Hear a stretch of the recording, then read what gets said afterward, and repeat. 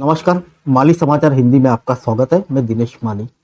सीमावर्ती क्षेत्रों में स्वास्थ्य, शिक्षा और सुरक्षा सुनिश्चित करेगा राष्ट्रीय स्वयंसेवक संघ। घोषपाले बोले, पलायन को मजबूर लोग। आइए जानते हैं विस्तार से। राष्ट्रीय स्वयंसेवक संघ देश भर में सीमावर्ती क्षेत्रों की सुरक्षा की दृष्टि से सीमा जागरण मंच के जरिए इन क्षेत्रों में स्वास्थ्य सुविधा, शिक्षा सुविधा, स्वावलंबन की सेवाएं उपलब्ध कराएगा।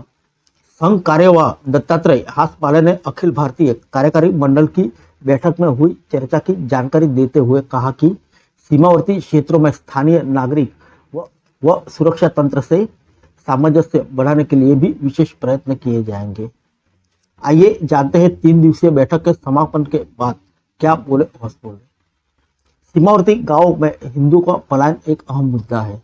इसमें पाकिस्तान के साथ सीमा साझा करने वाले कच्छ जिले के गांव भी शामिल है। हमने सीमावर्ती गांव के विकास और सुरक्षा पर चर्चा की। इन गांवों से सुविधाओं की कमी के कारण लोग अन्य ठिकानों पर पलायन कर रहे हैं। बड़ा धार्मिक रूपांतरण भी हो रहा है। हम इस मुद्दे पर गंभीर हैं। देश की सुरक्षा के लिए सीमावर्ती क्षेत्रों में देशभक्ति की उपस्थिति आवश्यक है। जबरन धर्मांतरण की शिकार महिलाओं का होगा पुनर्वसन। लव जिहाद पर हासपाले ने कहा, इस मुद्दे को 2 पहलू है।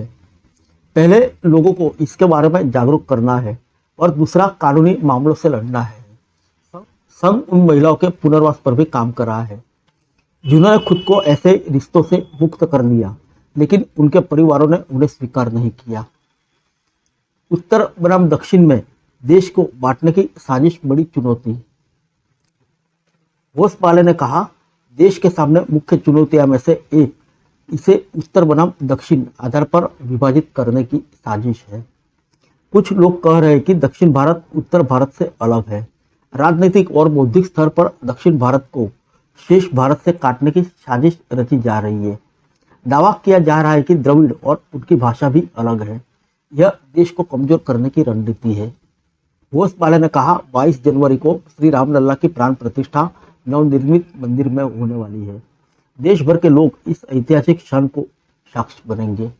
इसके लिए 1 जनवरी से 15 जनवरी तक देश भर में व्यापक जनसंपर्क अभियान के निमित्त पूजित अक्षत और रामलला का चित्र लेकर स्वयंसेवक घर घर जाएंगे। क्या आरएसएस के प्रशिक्षण में होगा बदलाव? सर कार्यवाह ने बताया कि संघ प्रशिक्षण वर्गों में बदल किया गया है। तरुण और प्रौढ़ सहित हर आयु के लिए पाठ्यक्रम अलग अलग होगा।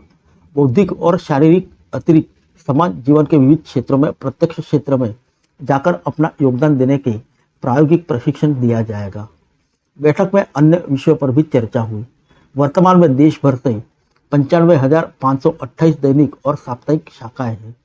शताब्दी वर्ष तक संघ का काम देश के 59,060 मंडलों तक पहुंचाने का है।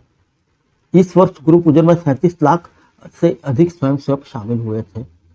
फिर मिलेंगे अगले बुलेटिन में अन्य किसी खबर के साथ। तब तक के लिए इजाजत दीजिए। नमस्कार।